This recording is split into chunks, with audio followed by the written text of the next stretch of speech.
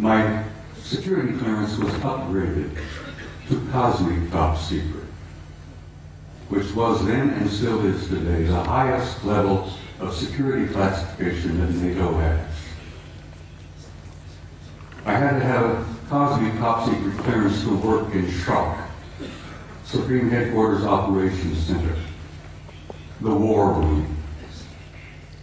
I was a senior master sergeant at the time, and when I was assigned in SHOC, I was given the job of maintaining the duty roster. We worked on a 24-hour basis, day after day after day.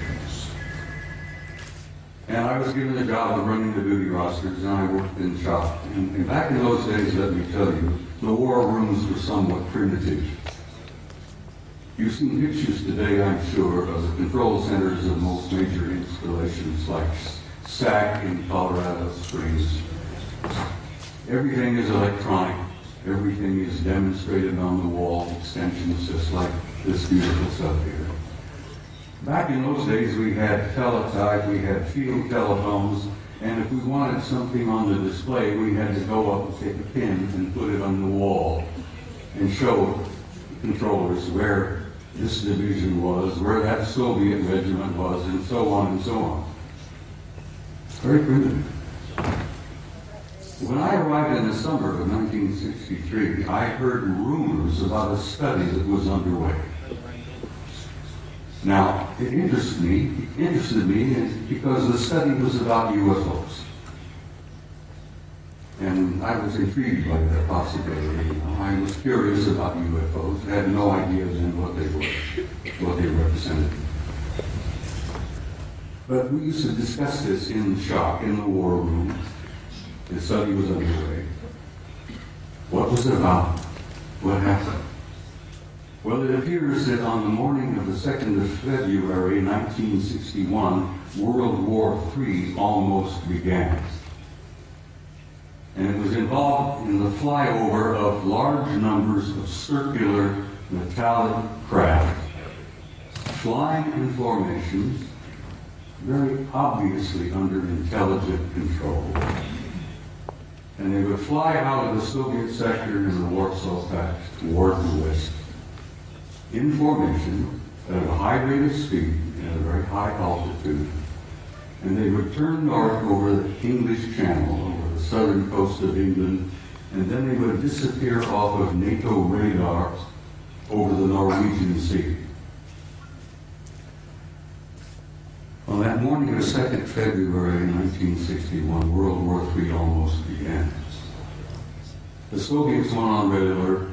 The NATO forces went on red alert. Everybody was, fingers on their triggers, thumbs poised above those red buttons.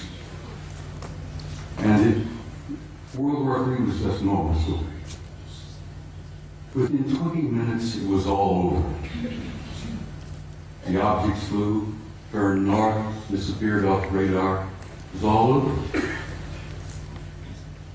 After this event occurred, a British Air Marshal by the name of Sir Thomas Pike, who was a Deputy Supreme Allied Commander in Europe at that time. He was the deputy to my boss, General Lyman Lendisser, an American four-star general who was known as SACEUR, Supreme Allied Commander in Europe.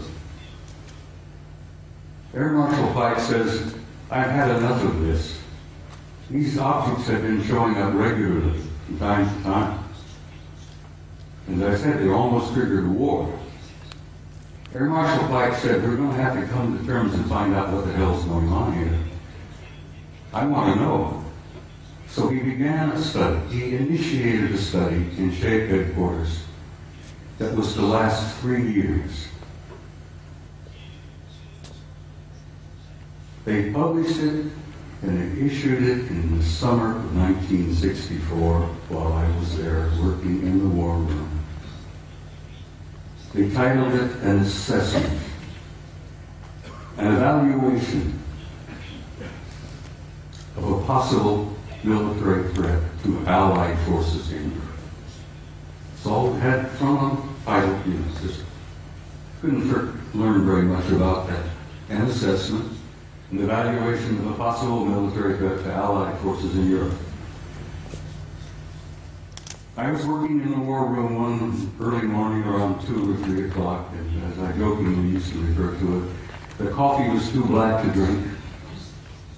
We read all the newspapers, magazines. Many of you have heard military life is about 99% boredom, broken up with 1% of sheer terror. And that's the way it used to be, and that's the way it probably is used today. I'm sitting there nodding off, and this American Air Force full colonel looked at me and he says, "Wake up." He went over to the vault. The vault, the shop, was a walk-in safe. We opened the door and walked in, and we kept classified documents in there. The colonel went over to the vault, the file, and pulled out this document and threw it on my desk, and he says, "Read that, that'll wake you up." Ladies and gentlemen, my life changed. I opened the first page and I couldn't put it down. I read and read and read, and I read it every time I was on duty in the war room. I was shocked, I was stunned by the implications of what I read in that study. And as I said, my life has never been ever quite the same. The study, briefly, and I have to briefly lay this out. I could talk for 2 hours about this, but the study simply concluded this.